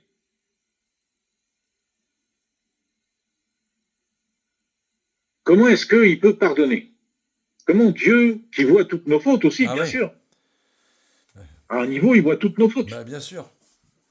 Il lui échappe. Ah, la question, elle est forte, C'est là. La question, elle est forte. c'est pour Qui ça que je disais au début que quand c'est Dieu qui nous juge, à la limite, c'est pire que le Beddin, Bah parce que oui. le Beddin, il y a des trucs qu'il peut ne pas voir. Bah oui. Mais Non, Dieu, il voit tout, il voit par tout. définition. Bah oui. D'accord? Donc comment on peut pardonner sans demander d'autres comptes? Bah oui. Et le pardon de Dieu, il est tellement puissant que il n'y a même pas besoin de tikkun des fautes avec un pardon pareil. Ça va jusque-là. Alors qu'est-ce qui se passe? Rabbi Zouchia, il a intégré le juif dans sa propre âme. Il fait partie de lui. Il fait partie de lui, de Rabbi Zouchia. Et comme ça, il n'y a que de la miséricorde. D'accord. Et l'Admorazaken, Admour c'est quoi? Azaken, il intègre le juif qu'il voit dans la Elokut. Waouh. C'est-à-dire, qu'est-ce que c'est que la Elokut dans la Chassidut? C'est pas la Rouchaniout. Bah non. La Rouchaniout, c'est comme, on va dire, Rabbi Zouchia. D'accord, dans notre exemple. D'accord. Mais la Elokut, c'est quoi? C'est ce qui est nocé à Fahim. C'est ce qui conjugue les contraires. D'accord. C'est-à-dire, c'est la redoute de Dieu qui conjugue les contraires. Le tov comme le rat. Ah, au niveau où le oui et le Et non, quand c'est la les même chose, contraires, quoi. hein? Au niveau GHM, où le bien et le contraire du bien, c'est pareil. C'est une seule chose, quoi. Au niveau qu'est-ce que ça veut dire les contraires? Quand est-ce que le rat, donc ça veut dire c'est ce qu'on appelle dans la Chassidut Ardut Apshuta. Ardut Pshuta. D'accord. L'unité fondamentale. L'unité fondamentale. Qu'est-ce que c'est que l'Ardut Pshuta? C'est un niveau où les contraires ne sont pas des contradictions. Waouh, waouh. D'accord? C'est-à-dire, c'est quoi? C'est le niveau en réalité du plan divin. C'est le niveau où le plan divin, il est révélé à Dieu lui-même. C'est Dieu qui se révèle son propre plan. Donc là, il n'y a que du top. Bah oui, puisque c'est lui qui a fait le plan. C'est uniquement quand le monde est créé, qu'il y a eu un symptôme, et que le dévoilement de la Elokut elle-même, le guilou de la Elokut, est né là, mais caché, Ouais. que le Shoresh du rat se manifeste comme rat dans le monde. Que la source du mal, elle se révèle en bas dans Du le coup, monde. D'accord. voilà. Du coup, quand Admour Azaken voit ce juif, il le voit dans la Hardout Apshuta, Ouais. ses fautes sont birklal pas des fautes. Incroyable. Il n'a jamais fauté, en fait. Pourquoi? Parce que tout ce qui se passe dans le monde, et que nous, on prend beaucoup de choses pour des choses mauvaises, etc., et tout ça, et du rat, et qui est contraire à la Torah et tout ça, dans la Hardout Apshuta, c'est le plan divin. C'est le plan divin.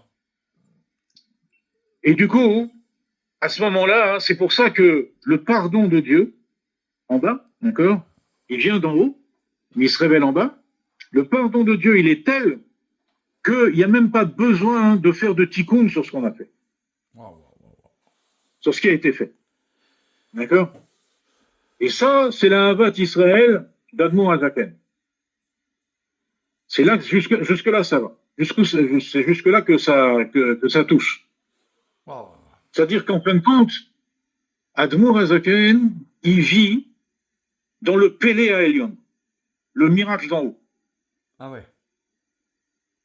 Il vit dans un Pélé, c'est-à-dire dans un miracle, dans quelque chose qui conjugue complètement les contraires, dans le plan divin. D'accord? Alors, donc ça, ces trois niveaux-là, ils correspondent si on veut donner les correspondants dans la Kabbalah du Hari Akadosh, même du Zohar d'ailleurs, Ouais. c'est bon, plus tard dans la Hydra Rabba, plus tard dans la Hydra Zuta, pardon, c'est détaillé. D'accord. Ça correspond à Mochastima, le niveau le plus bas, d'accord? Mourastima, Golgotha, ouais. Mourastima, et ouais. Mochastima, c'est l'intellect caché, D'accord. d'accord? D'accord. L'intellect caché, ça veut dire c'est la source de toutes les idées qui nous arrivent. La source. D'accord. D'accord? D'accord. C'est pas l'intellect, c'est l'intellect caché. D'accord? Il est dans le kéter, il est dans l'inconscient. D'accord. En fait, tout ceci, c'est la révélation de l'inconscient. Pour atteindre la Géoula, il faut que l'inconscient se révèle. Tout notre inconscient se révèle. D'accord? Et en fait, c'est ça. Ici, on a le premier niveau, il s'appelle Golgotha. Le second niveau, Morastima. D'accord? Le second niveau, il s'appelle Golgotha.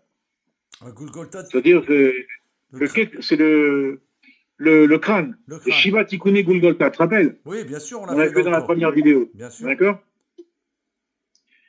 Et le troisième niveau, c'est Radla. Vesha Delo Itiada. La tête qui se connaît pas? La tête qui n'est pas connue. Qui n'est pas connue. D'accord? Qui n'est pas connue. Delo Yada qui ne se connaît pas. Velo Itiada qui n'est pas connu. D'accord? D'accord. Radla. D'accord? Maintenant, dans le juste une chose. Dans le Zohar Akadosh. Excuse-moi, juste une chose, pardon. Hein? Juste une chose, Mechila. Quand il y a du Golgotha, tu nous avais dit dans un cours précédent qu'il y avait un niveau comme entre le crâne et qui était. Oui, je ne vais pas rentrer dans les détails ici. D'accord. Non, mais c'est de ça qu'on parle. Dans les détails. C'est de ça qu'on parle. Oui, c'est ça. C'est tout ce que non, je mais voulais dire. Golgotha, c'est un nom. C'est un nom klali en même temps que pratique. D'accord. C'est un nom général qui désigne l'ensemble des Shiva Tikkuné Golgotha. Le crâne, quand on dit le crâne, en fait, il y a les 7 tikkunim qui sont inclus. D'accord. Et en même temps, il est un des tikkunim. Il est le premier d'ailleurs. D'accord? Ok. D'accord? Très bien. Merci. C'est comme quand on dit par exemple Neshama. Neshama, ça veut dire l'âme tout entière, ou alors le troisième niveau de l'âme. D'accord. Nefesh, Wart, Neshama, Chaya Yechida. C'est le troisième niveau. On part du bas ou qu'on part du haut, on tombe sur Neshama en troisième position. D'accord? Donc il a un Shem général, d'accord, et un Shem particulier. Et c'est le même Shem qui désigne aussi le particulier. Bon. Maintenant, qu'est-ce qu'il dit ici? Donc tout ça, Radla. Donc dans Radla, dans Golgotha et dans Morastima, qu'est-ce qui se passe? Akadosh Baruch Hu, qui se manifeste à travers ces 3 niveaux du Keter. Tout ça, c'est des niveaux qui sont dans le Keter, c'est-à-dire dans l'inconscient. D'accord? Que Rabbi Shimon Bar Yochai révèle. D'ailleurs, entre parenthèses, Shimon, c'est Gematria Gulgolet. Ah ouais. Il a un rapport très spécifique avec les Shiva Tikkuné Golgotha, le Tikkun Arishon, d'accord, Golgotha, et Shimon Shmia, d'accord, lui-même, c'est un des Shiva Tikkunim. D'accord? C'est le quatrième. C'est le quatrième. Okay? D'accord. Shmia. Shmia. Alors, qui est lié avec les sphirotes de Netzarveot, les sphirotes de Lionot, les parties supérieures de Netzarveot, comme on avait vu dans la première vidéo, ceux qui se rappellent. Maintenant, en quoi ceci est fondamental? Donc, on voit que, donc, à la suite de cette révélation-là, Rabbi Shimon, donc, qui est pardonné de tous, et on lui enlève toutes sortes de dînes. Toutes sortes de dînes. Il n'y a plus de dînes qui apparaît, Birchla. Bien sûr. D'accord? Puisque Akadosh Baruch Hu le voit dans le plan divin, finalement. OK? Mais en dehors de ces 3 niveaux, il y a Dieu lui-même. Comme il dit Rabbi Shimon, c'est Dieu lui-même qui... Ensuite, il détaille les 3 niveaux. Comment il juge. D'accord? Il y a Dieu lui-même. Ouais. OK? Ça veut dire que je vais peut-être terminer avec ce point parce que c'est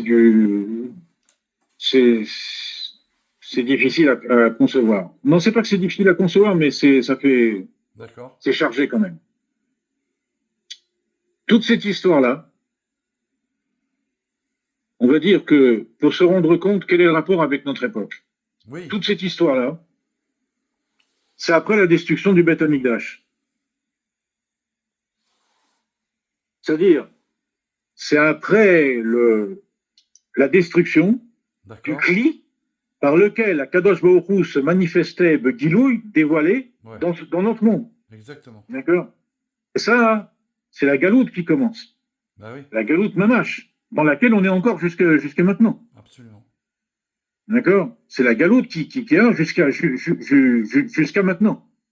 Ça veut dire quoi? Ça veut dire que le cli qui recevait d'une manière révélée Akadosh Baruch Hu a été détruit. Donc Akadosh Baruch Hu, quelque part, on ne le voit plus directement dans le monde. Ok? Ça veut dire quoi? Ça veut dire que ne pas voir Akadosh Baruch Hu dans le monde,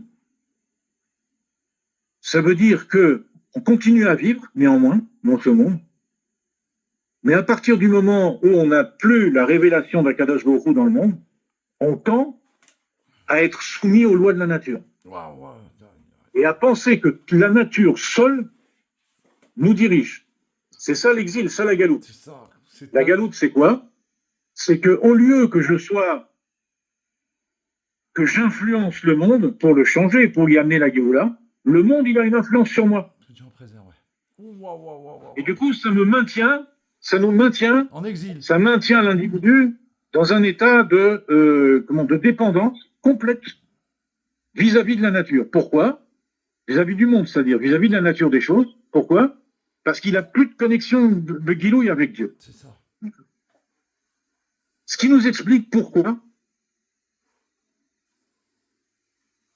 le jour de Lag BaOmer, Ah oui, vas-y, parce que l'on. il est aussi spécial. Mais oui. Pourquoi? En rapport avec ça, au moment de Yetziat Mitzrayim, La sortie de qui c'est qui nous sort d'Égypte? C'est Akadosh Baruch Hu. Exact. D'accord. C'est Dieu lui-même. Le guilouille qu'il y a d'Akadosh Baruch Hu, c'est un guilou, c'est le guilouille, en fait, de toute notre conscience qu'on devrait avoir. Akadosh Baruch Hu, son intervention, elle se revêt en quelque sorte dans la conscience qu'on aurait dû avoir, normalement. D'accord? Mais qu'on n'avait pas, et que Dieu révèle pendant un instant, au moment de Yetziat Mitzrayim, de telle sorte de nous faire sortir de cette galoute de laquelle on était complètement prisonnier. La galoute d'Égypte, en fait, c'est la prison dans laquelle on était et dont on ne pouvait pas se sortir, exactement comme aujourd'hui, on est dans une prison, donc, sans Dieu. Là-bas, c'est une prison remplie de mythes, de croyances qui étaient érigées par les hommes eux-mêmes, d'accord? Ouais. Et tout le monde baignait dedans, d'accord? Et les gens étaient prisonniers de ça. Et aujourd'hui, on est prisonnier, c'est le même problème, sauf que c'est un degré plus bas, plus fondamental encore, c'est qu'on est prisonnier d'un matérialisme total. Ah oui. D'accord? C'est ça. Ok? Et on ne peut pas s'en sortir. On n'arrive pas à s'en sortir. D'accord? Mais toute cette conscience qui a été révélée pendant un instant, au moment de la sortie d'Égypte, au moment de Kechatzot Alayla, Exact. donc à peu près au milieu de la nuit, d'accord? Vraiment précis. Ensuite, on compte le Homer, on commence à compter le Homer le lendemain du premier jour De la de sortie fête. d'Égypte. Exact. C'est-à-dire du jour où il y a eu cette révélation. Ouais. Cette révélation nous a permis de sortir, mais on n'avait pas les kélim pour pouvoir la capter. D'accord. C'est-à-dire pour pouvoir la capter, c'est-à-dire pour pouvoir l'intégrer et la garder en notre possession Ah ouais. et à l'utiliser. Ça nous a permis C'est juste pour de ça qu'il y a sortir. Sfirat HaOmer, c'est pour ça qu'il y a la période de Sfirat HaOmer, parce qu'elle permet De à l'intégrer. chaque juif, De en l'intégrer. comptant le Homer, de pouvoir espérer intégrer cette révélation, cette conscience. Donc chaque jour, D'accord? c'est ça. Alors non. Continue, je t'en supplie. Pour intégrer cette conscience, il faut faire le tikkun de notre nature, c'est-à-dire de nos midotes. Oui. C'est ce qu'on fait à Sfirat HaOmer. Absolument. D'accord? Premier jour, Chesed Sheba Chesed, Gvura Sheba Chesed, tout ça c'est des midotes. Bah oui. D'accord? Tous les attributs. Ok? Mais, dans la Kabbalah, Ah. on met l'accent non pas sur les midotes, mais sur les mochines, c'est-à-dire sur la conscience. Waouh. C'est-à-dire que On transforme la conscience. chaque jour, hein? On peut transformer la conscience. C'est-à-dire, notre conscience doit être transformée. Ouais. Et en fait, c'est le fait que nous transformons notre conscience qui, en réalité, transforme les midotes, agit Bah sur oui. les midotes. Bah oui. D'accord? Je capte. C'est grâce à Et l'étude. donc, Trop dans fort. la Kabbalah, ce nous est relaté que pendant ces 7 semaines de Sfirat HaOmer, qui font 49 jours, cette fois 7, Bien 49, sûr. d'accord euh, Entre parenthèses, c'est la guématria de Cholé, malade. Quoi? Cholé, ça vaut 49, Ah d'accord oui, oui, oui. C'est-à-dire qu'en fait, ça nous guérit de notre maladie. C'est quoi notre maladie? Le fait de ne pas pouvoir percevoir Dieu Ben oui. correctement. D'accord? Et ce Sfirat HaOmer nous cause. Alors, ce Sfirat HaOmer, il se fait par une âme shachat amochin. Il y a des mochines qui arrivent, des états de conscience qui arrivent. Maintenant, ces états de conscience, ils viennent de Chorma et de Bina. Ok. D'accord? Dans chacun, il y a 2 états de Katnut Amochin et 2 états de Gadlut Amochin. Il y en a 2, il y a 2 états de Katnut Amochin dans Chorma, 2 états de Katnut Amochin dans Bina. D'accord. Et donc, il y a en tout 8 états, d'accord, de conscience. Mais pourquoi Ok? 8? Parce que là, on a dit 2 et 2, 4. Quoi? Tu as dit 8, mais avant, tu as dit 2 et 2. 2 et 2, ça Alors, je fait. recommence. Pardon. Je Merci. recommence. Dans Chorma, Oui. d'accord, on va s'occuper que de Chorma, mais il y a aussi le dévoilement de Bina. D'accord. Dans Chorma, il y a 4 états. Ah, 4 Il y a ce états. qu'on appelle Katnut Aleph, Gadlut Aleph, Katnut Bet, de Gadlut Bet. D'accord. D'accord? Ok. La même chose dans Bina, donc ça fait D'accord. 8. Ça fait 8, ok. Et 4 plus 4. Ok. Ok? Pourquoi on fait tous ces détails-là? Parce qu'on va voir, on va voir quelle est la nature de l'Akba Omer. Ouais. Parce que pour un dévoilement comme ça, il faut vraiment une puissance extraordinaire. D'accord? Bah oui. Or, je rentre pas dans les détails, dans plus de détails ici, c'est qu'est-ce qu'on voit dans les livres de Kabbalah, dans le Shara Kavanot, par exemple, dans le Peri Etzraïm, etc. Tout ça, c'est détaillé. Qu'est-ce qu'on voit? C'est que le jour de l'Akba, alors, chaque semaine correspond à une séphira, Oui. de Chesed jusqu'à Malchut. Malchut. D'accord? Exact. Comme c'est connu. Bien sûr. Chez Chabad, on fait comme ça. On parle des midot. On parle comme ça. Maintenant, chaque semaine, elle a 7 jours. Exact. Pourquoi? Parce qu'il y a une interinclusion. Les 7 sont incluses dans chacune des 7. Exact. D'accord? 7 fois 7, 49, Gematria Cholé, on a dit. D'accord? Ce qui me ramène à l'état de Rabbi Shimon au départ. D'accord? Ouais. Maintenant, les 8 mochines en question, Oui. les 8 mochines, les 8 états de conscience qui Oui. caractérisent Rochma et Bina, donc qui sont au-dessus des midotes. Les midotes, elles vont être inspirées par ça. D'accord? Oui. Très bien. Eh bien, les intégrer, on va avoir 49 jours au cours desquels, d'accord, ces 8 états fondamentaux qui se sont révélés d'un bloc, on va dire, enfin, quasiment d'un bloc à Yetziat Mitzrayim, Oui. eh bien, on va les intégrer sur une période de 49 jours. Au lieu d'un instant au moment de Yetziat Mitzrayim, c'est-à-dire le moment où on fait le Seder, d'accord, Ouais. il y a un Seder aussi. Bah Ces oui. mochines sont intégrés. Ils sont quand même intégrés selon un Seder. Bah oui.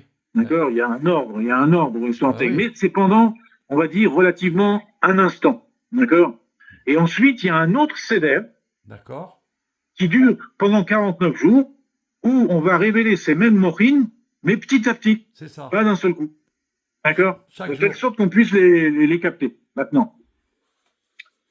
C'est expliqué dans les livres de Kabbalah. Et là, je ne vais pas détailler parce que ça va être tellement D'accord. techniquement, ça va être D'accord. trop lourd. Déjà, pour ceux qui connaissent pas, c'est difficile peut-être de suivre. Mais qu'est-ce qui se passe? J'étais obligé de le dire quand même parce que c'est un rapport Bien sûr. important. La mida dont on fait le tikkun à l'Akba Omer, c'est Od Sheba Od. Od Shibaod. La 5e semaine, ça correspond à la 5e sphira à partir de Chesed, et c'est la sphira de Od, d'accord? Ouais. Et le 33e jour, ça tombe le 5e jour de cette 5e semaine. Donc c'est Od Shebe Od. Od Shibaod. D'accord? Entre parenthèses, ça va faire plaisir à beaucoup. Ouais. L'expression Od Shebe Od, Gematria, Menachem Mendel. Oh là là. Ce jour-là, d'accord, Ah, non, qui est un jour, qui est le jour messianique par excellence, c'est Gematria, Hod Shebeod, Menachem Mendel. c'est pas possible. D'accord? Ben ça, c'est pour détendre Ah l'atmosphère. ouais, tu avais bien fait. C'est un spot Alors. Géoula, vraiment. Mais c'est très sérieux. Bah oui, Mais c'est très sérieux. incroyable. Donc, Bien sûr, oui. qu'est-ce qui se passe? Quel type de morine, quel type de conscience on a au moment de Hod Shebeod? Eh bien, à notre grande surprise, contrairement à ce qu'on pourrait s'attendre, Ouais. on a le type de conscience la plus basse. Ah oui? On a Katnout, Aleph, 4 nous à l'air. de Chorma et de Bina.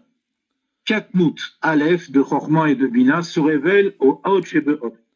Je vous ai dit, je ne détaille pas comment Oui, c'est oui, expliqué dans la Kabbalah, pour pas, parce que là, ça serait, on en aurait pour un moment, et puis ça serait trop, Non, de toute ça va façon, être ce trop serait trop fort. chargé. Je vous demande simplement de me croire, c'est comme ça.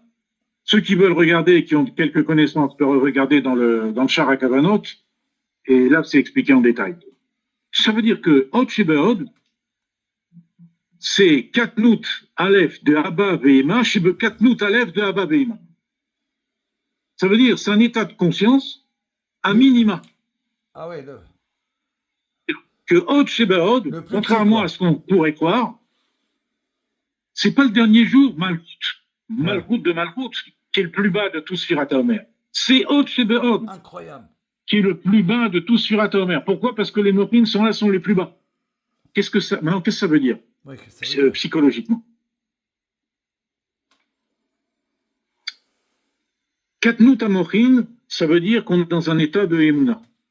Ah, Dans un état, ça veut dire, on dit dans un état de Emouna pour différencier avec un état de Bitachon. d'accord. Bitachon, c'est d'être assuré que. Dans un état de Emouna, c'est croire que. Ok, D'accord? absolument. Et les mochines se révèlent dans l'ordre dans lequel normalement ils se révèlent. Ils se révèlent Katnout Aleph, Gadlout Aleph, Katnout Bet et Gadlout Bet. En termes psychologiques. Emouna, Katnout Aleph. D'accord? Gadlout Aleph, Bit. Yediat Ametziut. Je connais la réalité de Dieu. D'accord? Ensuite, on a Katnout Bet, Bitachon. Bitachon. Bitachon, c'est pas de la Emouna. Assurance. La Emouna, c'est quoi? C'est je crois que tout ce que Dieu y fait, c'est bon. Même si la personne, elle ressent tout le contraire. Ouais. Bitachon, c'est là où on exerce déjà notre libre arbitre. Je crois tellement que Akadosh Baruch Hu est bon, d'accord, que j'ai la certitude que ça va se révéler aussi bon pour moi, de telle sorte que je puisse le percevoir comme ça et pas le contraire. Ah ouais. Ça, c'est Bitachon. Donc, c'est un niveau qui est très élevé, en réalité. Ah ouais. D'accord? Parce qu'il modifie le réel. D'accord? Et Gadlout Bet, juste pour savoir, c'est Reiyat Amaout. Le fait de voir La vision. l'être même de Dieu. D'accord? L'intériorité de Dieu, si on peut dire. OK? Donc, on reprend. Ouais. Hod Shebeod, l'Akba Omer, c'est quoi? On est dans un état de Katnout Aleph, Shebe Katnout Aleph de Chorma et de Bina. Ça veut dire Le plus bas niveau. le plus bas niveau qui existe. Ça veut dire quoi?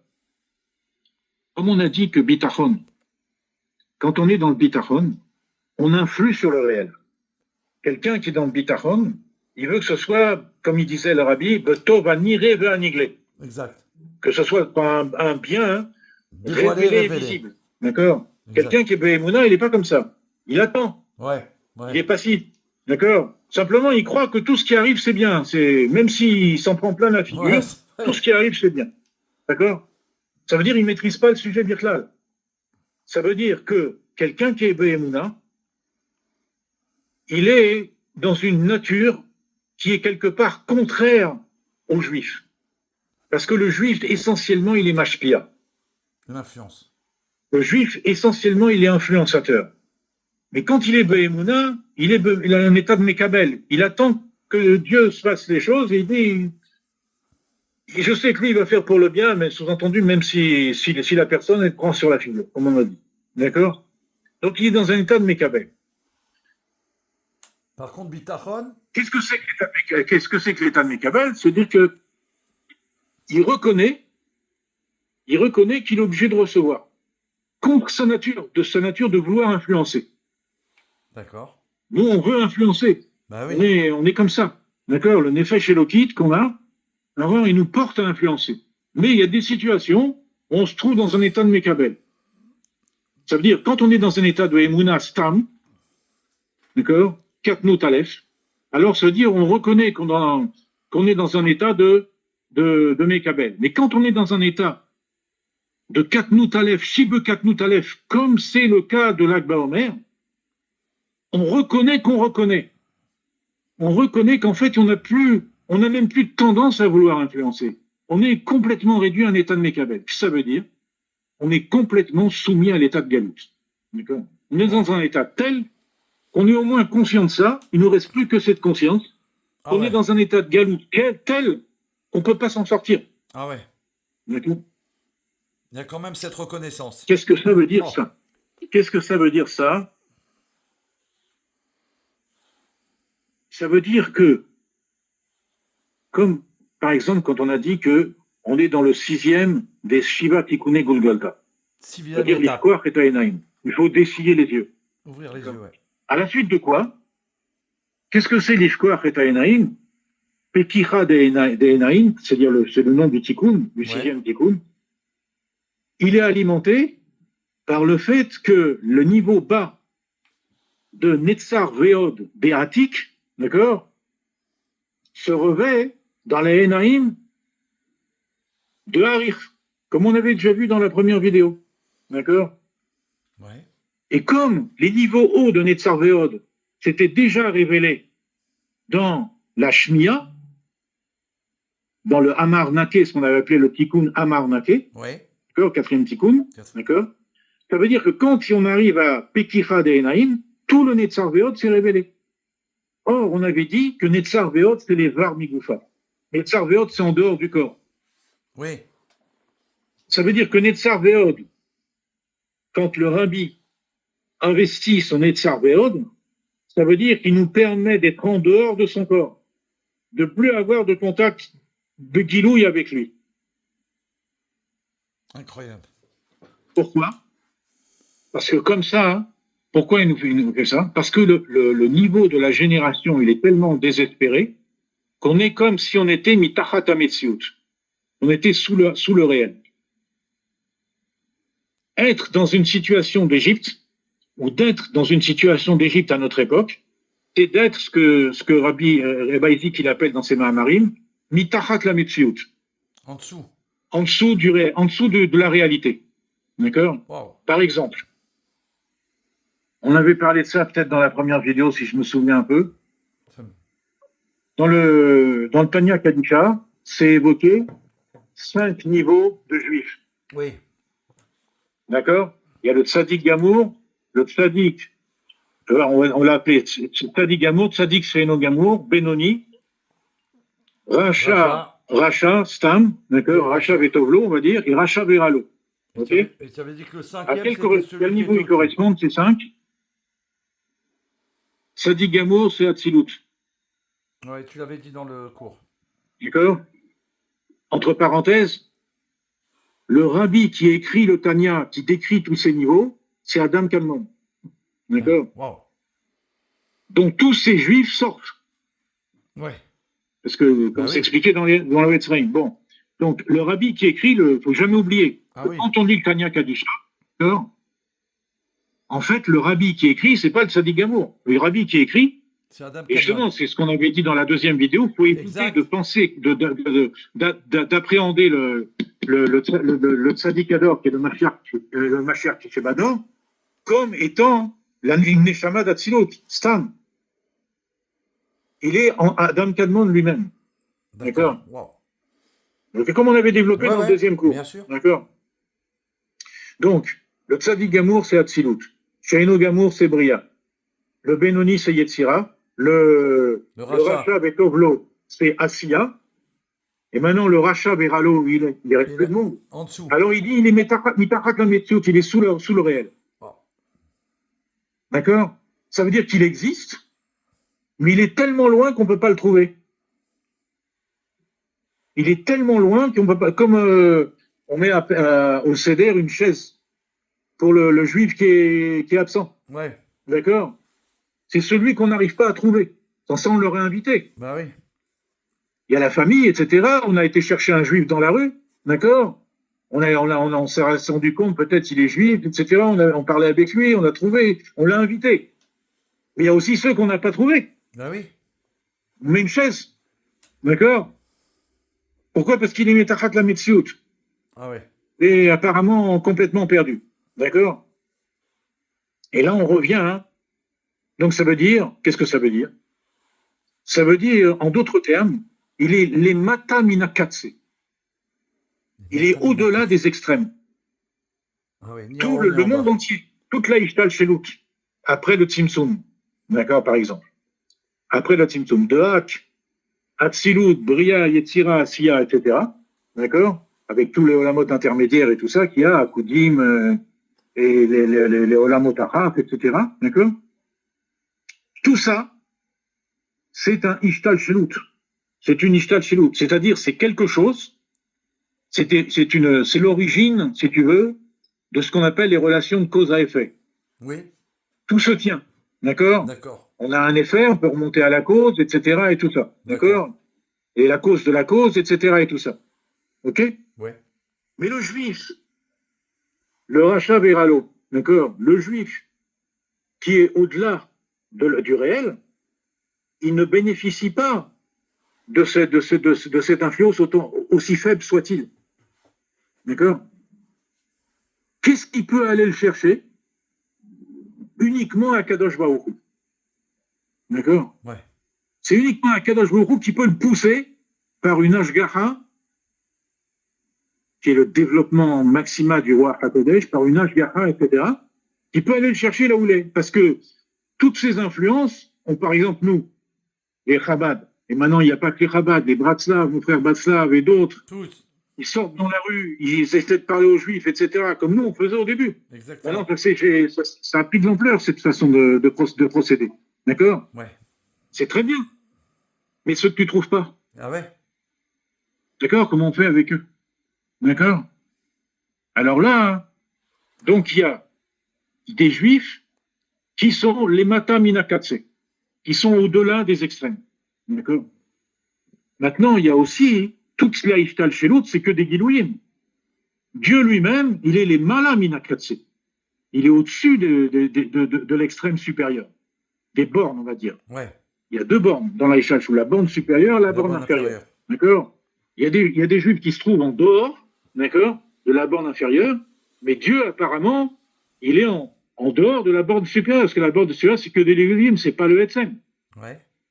Mais là, avec ce Gilouï ici, qui soigne et qui fait le rétablissement de Rabbi Shimon Bar Yochai, qu'est-ce qu'il fait? À Kadosh Baruch Hu, contrairement au Juif qui est au-delà de la borne inférieure et qui reste au-delà, d'accord? Dieu qui est au-delà par essence de la borne supérieure, de derrière Pili, d'une manière miraculeuse, il arrive à se revêtir dans la borne supérieure. Dans Keter, dans Radla en particulier. C'est ce que le rabbi l'appelle dans Imamarim Chevion Ozeatzmut. C'est le quatrième roche, si on peut dire, du Keter. D'accord? C'est Akadosh Baruch Hu lui-même. D'accord? C'est comment que ça s'appelle l'expression? Tu peux répéter? Chevion Ozeatzmut. D'accord. Chevion Ozeatzmut. C'est le quatrième roche. D'accord. Qui est Mitlabesh Beradla. Dans certains Mamarim de Rabbi, on trouve ça. D'accord? Il en parle. D'accord. Et du coup, comment on l'appelle le Keter, Pnimiut Keter, Atik Yomin? Atik Yomin. Qu'est-ce que ça nous avance que Akadosh Baruch Hu se revête dans le Keter? Normalement, Keter, la Pnimiut du Keter s'appelle Atik Yomin. Atik, ça a plusieurs sens, mais un des sens, c'est quoi? Ne'etak. Il est séparé d'eux. D'accord. D'accord? Séparé d'eux. C'est-à-dire que c'est un niveau tellement élevé qu'il est séparé de tout le reste du réel. D'accord? Il est la borne supérieure, mais en fait, il est tellement élevé lui-même, il n'est pas au-delà des bornes. Il est lui-même la borne supérieure, mais il est tellement élevé qu'il est séparé de toutes les bornes. D'accord? Ce qui fait que, comme on a dit, avec tous ces Gilouïm-là qui se rétrécissent au fur et à mesure, jamais on ne pourrait atteindre le juif qui se retrouve en dehors de la Ah porte bah oui. inférieure. D'accord. Comme si qu'il a disparu. C'est là qu'Akadosh Baruch Hu, le niveau de ce quatrième roche du Keter intervient. Akadosh Qu'est-ce qui se Baruch Hu, passe? quand il se révèle dans le Chevion Oz et Atmut, enfin par le Chevion Oz et Atmut dans Radla, d'accord. À ce moment-là, qu'est-ce que ça fait? Il se révèle dans Atik. Mais est-ce qu'on peut dire que Atik et Akadosh Baruch Hu lui-même, c'est la même chose? Le Rabbi Rachab, il dit non. Parce que même Akadosh Baruch Hu, on pourrait penser, il est tellement élevé, etc., et tout ça, qu'il n'a rien à voir avec le monde et tout ça. Le Rabbi Rachab dit non, ça c'est la définition de Atik. Il est né état, qu'il est séparé. Mais D'accord. c'est que la bande supérieure. Or, l'essence, c'est réduire la puissance de l'essence, Chazé Shalom, de dire qu'il est séparé aussi du monde. Donc, en fait, il est partout. Ça veut dire qu'à partir du moment que Radla, que la Havat Israël que je développe grâce au Gilouï du Pélé, capte Akadosh Baruch Hu lui-même, à ce moment-là, Béhashgacha pratique, le juif qui est en dehors du réel, il revient. Waouh. D'accord? C'est pas possible ça. Pourquoi? Parce qu'Akadosh Baruch Hu, il est partout. Ok? Il revient de Bon. lui-même. Enfin. Il revient par Ashgacha pratique. Par pratique. D'accord. C'est ce qu'il y a eu. D'accord? Il revient par Ashgacha pratique. Par Ashgacha pratique, ça va faire qu'on va le rencontrer. Ouais. Il va revenir. D'accord? Ça va rester Ouais. comme en Égypte, sans l'intervention de Dieu. Pourquoi Dieu est intervenu en Égypte, qui n'avait pas plus bas que ça, Bah ouais. qui était sous le réel, parce qu'on ne pouvait plus s'en sortir. Bah oui. Personne ne s'appelait de l'Égypte. D'accord? Bien C'est-à-dire, sûr. tout le monde était pris dans les dimionotes, dans la maladie mentale de croire au mythe.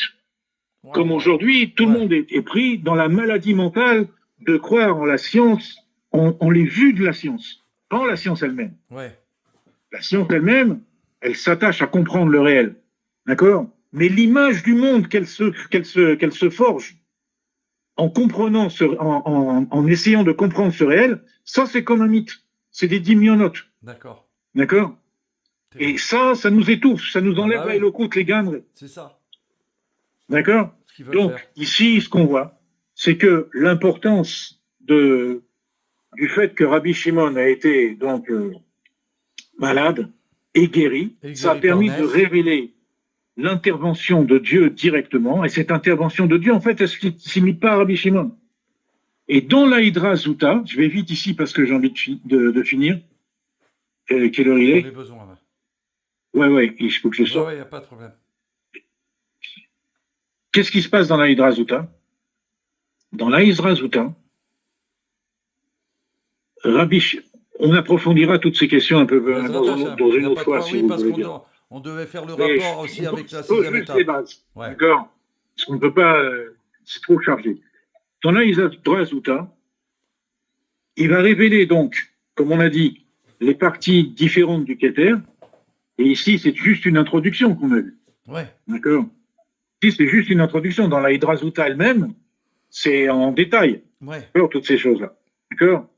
Maintenant, il y a quelque chose dans la Hydra Zuta que Rabbi Shimon révèle qui n'a jamais été révélé dans la Hydra Rabbah. Dans la Hydra Rabbah, il parle du Keter aussi et de tous les Partsoufim. D'accord. D'accord? Sauf d'un. Ah. Ou plutôt de deux. D'accord? Il parle de toute la Ishtalshelut. D'accord? Donc tout ce qui se voit. Quand on regarde les Partsoufim, c'est-à-dire les différents Gilouïm, modes de dévoilement de Dieu, qui sont imbriqués les uns dans les autres, chacun dépassant un peu le précédent, d'accord? En fait, on a une visibilité d'au moins une partie de tous.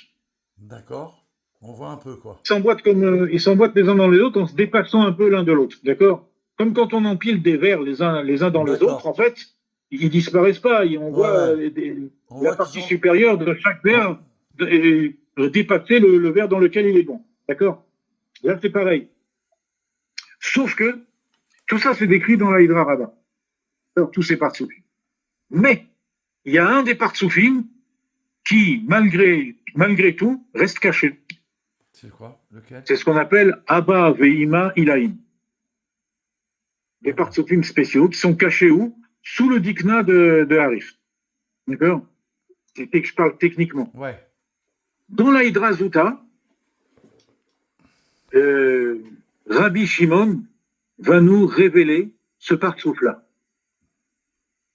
Et ce partsouf-là, il a un rôle essentiel dans la révélation de Dieu en bas. Par exemple, je donne juste l'indication et je vais m'arrêter là. Au moment de Matan Torah, qui est la révélation de Dieu sur terre. Bah oui. D'accord? Il y a marqué dans le texte de la Torah qu'il y avait la révélation de Dieu dans le Gan Eden. D'accord? Ensuite, Akadosh Baruch Hu a chassé Adam du Gan Eden. Le monde, il est tombé en Yérida. Et puis, il a subi plusieurs Yéridot pendant 7 générations. Ensuite, à partir d'Abraham Avinu, comme c'est marqué dans le Midrash, d'accord? Ouais. Il se reconnecte avec les 7 niveaux, justement, qui ont été perdus. Jusqu'à ce que Akadosh Baruch Hu puisse se révéler dans ce monde au moment de Matan Torah. Maintenant, dans la Torah, il y a marqué Rohim et Takolot. Oui. Il voit les voix. Le Gilouï, c'est une espèce de Nossafarim de conjugaison des contraires où on pouvait voir les voix. D'accord? On pouvait voir Il n'y a les pas voix. marqué le contraire. Il n'y a pas marqué Shomi Metanira. On entendait ce qu'on voit, la vision. Ouais. Il y a marqué juste on voit les voix. Au point que les Chachamim, ils se demandent s'ils ont aussi eu le droit au contraire. Il y en a qui disent oui, il y en a qui disent non, etc. D'accord? Oui. Et le partsouf qui correspond à Rohim et Takolot, on voit Des voix. les voix, le partsouf de Israël Saba ou Tvuna, dont il est question dans la Hydra Rabbah et aussi dans la Hydra Zuta. D'accord? Mais ce qui n'est pas marqué dans la Torah, ouvertement, Shomim est un ira. On entend ce qu'on voit. Ça, c'est le partsouf de Abba Veima Ilahin. Et là, ce partsouf-là, il est dévoilé dans la Hydra Zuta et il joue un rôle fondamental dans la révélation de Dieu. D'accord? On va peut-être s'arrêter là. On abordera peut-être ça la prochaine fois. Il y a un mamar extraordinaire de Rabbi Hillel de Paris qui parle de ça, et aussi Rabbi Isaac aussi. C'est quelque chose de très spécial. Normalement, on connaît du Baal Shem Tov à Kadosh, on le reprend sans arrêt dans la Chassidut et dans les enseignements du Rav Ginsburg, je veux dire, dans les enseignements du Rav, il y a un yichud qu'on appelle du Baal Shem Tov qui est fondamental, qui est décliné en plusieurs versions. Ouais. Achna, Abdallah, Ah oui, Amtaka, oui. Olamot, Neshamot et Lokut. Ouais, D'accord? Donc, qui implique 3 composantes 3 composants. à chaque fois. Ouais. Il y a un yiroud plus fondamental qui n'en implique que 2. C'est le yiroud de Yira Nora. Yira Nora. C'est un yiroud du Baal Shem Tov aussi. D'accord? Donc, Keter Shem Tov, il parle de Yira, ça. c'est la crainte. D'accord? C'est une crainte. Yira Nora. Ah. Et ce qu'on va expliquer peut-être la prochaine fois, c'est justement quelle est l'importance de ce yiroud pour dévoiler à Kadosh Baruch Hu Mamash dans le monde et amener la Géoula. Amen. D'accord? Et Yira Nora, d'accord, ça va avoir c'est ça qui va nous expliquer le fait d'ouvrir les yeux. Ah. C'est ça, je voulais savoir Oui, le rapport. Pékar Bah oui. m'avait dit la gématria de Pékar, c'est Ozen plus Aïn. Oui. C'est oreille plus œil. Exact. C'est-à-dire Ah. vision et Vision, entendement. entendement. Et oui, d'accord? Ah ouais. C'est exactement ce dont on parle ici. Donc, ça, on va le laisser peut-être pour une prochaine fois avec l'aide de Dieu. Donc là, on a reçu un dévoilement encore plus grand cette année, Baruch Hashem, grâce au dévoilement, puisque ça se renouvelle à chaque fois. Voilà. Ce dévoilement de Rabbi Shimon, il continue à Voilà. chaque Lag Baomer. Voilà. Voilà. On va rentrer dans les... Bah, merci beaucoup. C'était extraordinaire. Que Dieu te bénisse. Que ça Amen. profite à Que Dieu vous chacun. bénisse tous, Amen. sans Tous aucune les enfants exception, d'Israël. Amen. qu'on rentre en Toute Begéoula, l'humanité. Vachlema, Bah oui, les donc Domakartitkenim, si... Mian Maman. Ouais. Amen, amen. Donc le fait que de vouloir dévoiler à Kadosh Baruch Hu comme il le fait, c'est-à-dire que c'est lui qui va nous juger, c'est pour ça que Rabbi Shimon Bar Yochai, il dit qu'il peut acquitter le monde à lui seul, le monde entier. Voilà. D'accord. D'accord? D'accord. C'est le monde retient, c'est le monde de la Géoula. Le monde de la D'accord? Géoula. Sinon, on ne sort pas en Géoula. C'est ça. Sinon, on ne sort pas en Géoula. C'est ça, on est tout le Sinon, temps. on va au Gan Eden, d'accord, il y a d'autres Gilgoulim, etc., et C'est des trucs comme ça. On veut pas de ça, Il y a nous. des dynimes encore. Il y a Ah, des non, non. dynimes encore. Pour Ouais. enlever tous les dynimes, il faut qu'Akadosh Baruch Hu lui-même nous joue. C'est ça. D'accord? Extraordinaire. Et Mashiach lui-même, sa caractéristique principale, c'est Ruach HaKodesh. Bah oui. D'accord? Et c'est marqué, Meriar Vadain. Il nous sent et il nous juge, Exact. Mashiach. D'accord? Et tout ça, on va peut-être voir la prochaine fois. Alors, on D'accord. termine avec le spot Gégoula que tu nous as dévoilé. Merci Hachem. Ode, chez Béod, c'est Gematria, Menachem Mendel. Menachem Mendel. Extraordinaire. Merci, Yosef Strak. Merci beaucoup, Achalier Dageoula. Merci pour tous ces merveilleux enseignements. Merci de toi, David. Grâce à toi, tout ça se révèle. C'est toi qui as la technique. Merci à toi. Baruch Hashem, je bénéficie d'un support extraordinaire. Baruch Hashem. Alors maintenant, ok, j'enregistre, c'est enregistré. On publie et on partage. Alors à très bientôt. Ok. À très bientôt. Ok, Kol tout. Kol tout. Yechia Meler. Yechia Melech HaMashiach, merci. Merci pour tout. Toda Rabba, merci Hachem. Voilà. Je vais tout de suite le couper pour l'enregistrer. Merci à vous. C'était waouh, quel cadeau, mon Dieu, mon Dieu, mon Dieu. On l'a reçu magnifiquement. C'est de la folie. C'est passé quelque chose d'incroyable. Je tiens à le dire parce que ce qu'il a dévoilé, ça s'est réalisé hier pendant Lag Baomer avec le défilé. Baruch Hashem, je le raconterai lors d'un Framaren parce que là, avec ce qu'on a entendu, c'est. On reste dans les détails des détails de la Géoula Mitzvah Shlema. À très bientôt, mes amis. Merci de profiter, mais merci de penser à tout le monde. On partage chacun au monde entier. Vous avez tous combien de contacts? Là, ils se vendent, j'ai tant de contacts. Et pourquoi tu les as? Pourquoi tu les as si c'est pas pour leur envoyer la Géoula? Alors partage. Ils vont penser, on n'en est pas là. On dévoile le or de la Géoula Mitzvah Shlema tout de suite. À très bientôt. יחי אדוננו מורינו ורבנו מלך המשיח לעולם ועד. יחי אדוננו מורינו ורבנו מלך המשיח לעולם ועד. יחי אדוננו מורינו ורבנו מלך המשיח לעולם ועד. רצוננו לראות את מלכנו, j'ai hâte de la partager immédiatement, now.